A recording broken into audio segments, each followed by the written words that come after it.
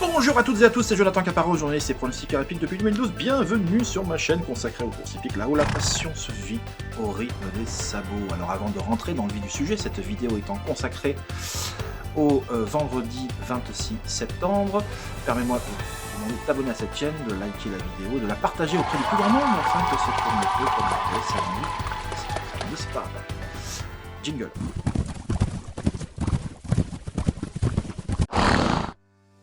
Alors, les conditions de course pour ce vendredi à Vincennes sont les suivantes. C'est courses réservées vraiment à de très vieux trotteurs. Ce sont des 9 et 10 ans, donc des G et des F, sur les 2850 mètres de la grande piste. Course pour des chevaux, des vieux trotteurs dont n'y ont pas gagné 200 000 €.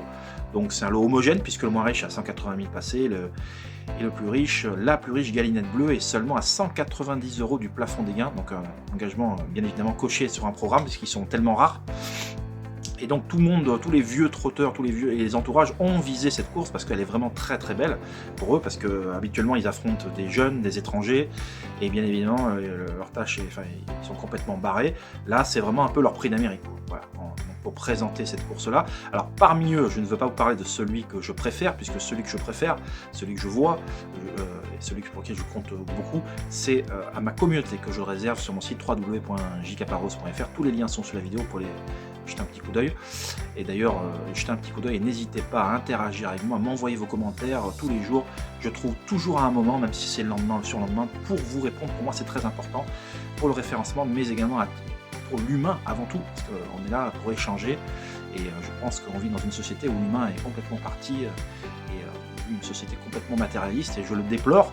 Et donc, je prendrai soin de répondre un à un à l'ensemble de vos commentaires. Donc voilà.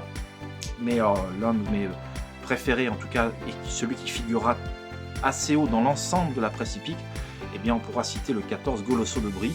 Alors j'ai eu d'ailleurs son entraîneur au téléphone, vous pourrez écouter son interview sur mon site, il n'y a pas de problème, c'est avec grand plaisir. Le Goloso de Brie, pourquoi? Parce que c'est un ancien pensionnaire de Romain Derrieux, qui a été acquis dans une vente, et qui a manqué sa première sortie sous ses nouvelles couleurs, puisqu'il a été disqualifié en partant, c'était au mois d'août à Cagnes, et malheureusement il s'est fait gêner en partant.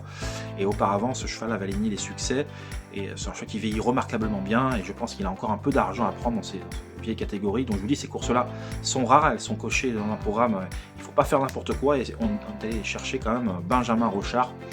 Donc pour tous ces arguments-là, parce que Benjamin Rochard, c'est le driver sur la pente ascendante depuis de nombreuses années maintenant, depuis quelques années, et particulièrement depuis 2 ans là, on entend parler que de lui, et voilà, il gagne des courses qu'il ne devait pas gagner, donc c'est vraiment un driver. Voilà. Comment on reconnaît un grand driver, c'est quand il arrive à gagner des courses qu'il ne devrait pas gagner, voilà, tout simplement. Et quand on reconnaît les mauvais drivers, c'est qu'ils perdent des courses imperdables, voilà, tout simplement. Et Goloso de Brie donc coche toutes les cases au départ de cet événement principal du soir, pour le coup, parce que c'est un quartier nocturne.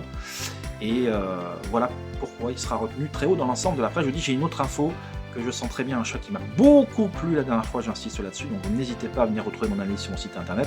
C'en est fini désormais de cette mini présentation du quintet, qui n'est absolument pas, je tiens à le préciser, une incitation à jouer, loin de là, puisque je fais de la pédagogie sur ces quintets, qui sont des courses à spectacle, avec beaucoup de rebondissements, on ne maîtrise pas grand chose, donc il faut mieux jouer rarement ce type de course-là, et en tout cas, même si je vois, je vous ai présenté ce cheval-là, même si j'en vois un autre, il faut rester très prudent. Terminons avec la recommandation du jour, qui sera dans la même réunion à Vincennes, la 6e qualification à la finale de l'UET.